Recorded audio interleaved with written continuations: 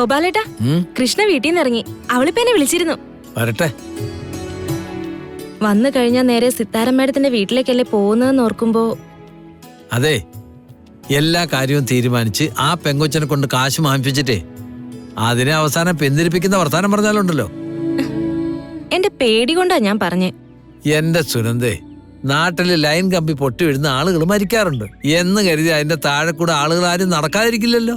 നമ്മുടെയൊക്കെ വിശ്വാസം എന്താ? നമുക്കൊന്നും പറ്റില്ല. അതല്ലേ ഇങ്ങനെ തെക്ക് വടക്ക് നടക്കുന്നത്. സുനന്ദേ, കൃഷ്ണമോളുടെ കാര്യത്തില് എനിക്ക് ദൈവത്തെ വിശ്വാസമുണ്ട്. അവൾക്കൊന്നും പറ്റില്ല. ഗാഥയും കൃഷ്ണയും ആരുടെ മക്കളായിരിക്കുമെന്ന് നമ്മൾ കുറെ ആലോചിച്ചല്ലേ. എന്നിട്ട് ഏതിനായിരുന്നു കൂടുതൽ സാധ്യത? രണ്ടുപേര് സിത്താര മേഡത്തിന്റെ മക്കള് തന്നെ എന്നല്ലേ?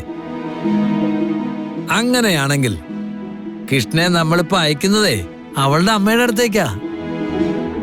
ഗാഥയ്ക്ക് വേണ്ടി എന്തും ചെയ്യുന്ന സിത്താര മേഡം ഇനി മുതൽ കൃഷ്ണയ്ക്ക് വേണ്ടി എന്തും ചെയ്യാൻ തയ്യാറാവും.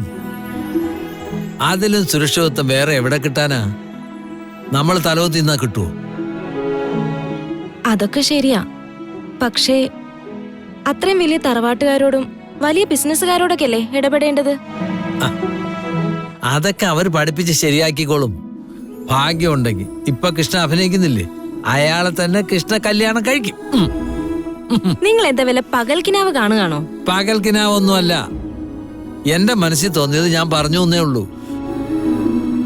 ഒരു കാര്യം നീ ഉറപ്പിച്ചോ, എന്തെങ്കിലും കാരണവശാല് ഗാഥയും ആ ബിസിനസ്സുകാരന്റെ വിവാഹം നടന്നില്ല എങ്കിൽ കൃഷ്ണമോളായിരിക്കും അയാളുടെ ഭാര്യയാകുന്നത്. എനിക്കൊന്നും കേക്കണ്ട.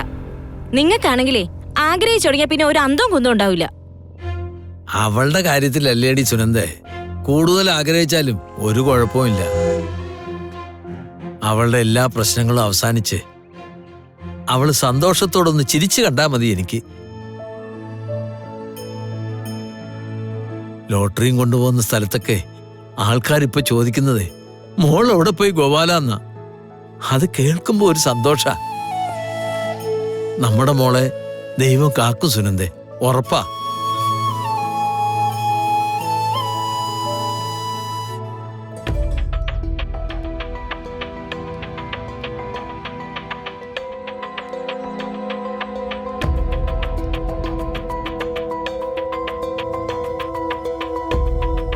എന്റെ നാഗദൈവങ്ങളെ, ഒരു നിവൃത്തിയില്ലാത്തതുകൊണ്ടാ ഈ കാര്യം എനിക്ക് ചെയ്യേണ്ടി വരുന്നത്. ഏത് പ്രതിസന്ധിയിലും എന്റെ കൂടെ നിൽക്കണേ.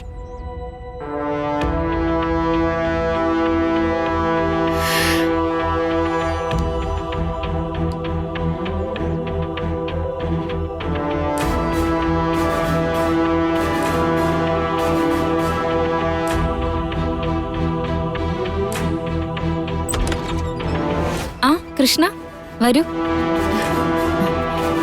പിന്നെ കൃഷ്ണയുടെ തീരുമാനം നന്നായി. സിത്താര മാം ഹാപ്പിയാ.